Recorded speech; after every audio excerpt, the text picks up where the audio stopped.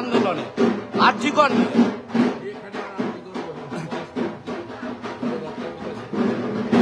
দাদা নিজের বাড়ির পুজো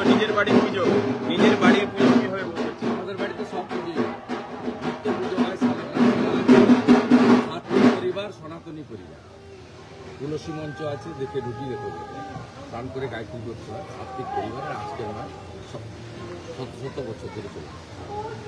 দাদা আবাস বাড়ি নিয়ে একের পর দুর্নীতি, আপনার কাঁথি, রামনগর এবং সেখানে সভাধিপতি বলছেন একজন ফাইনালিস্টে বেরোতে দিন, তারপরে ফাইনালিস্টে 40 লক্ষ লোককে বাড়ি দিতে হবে, নইলে ছাড়া হবে।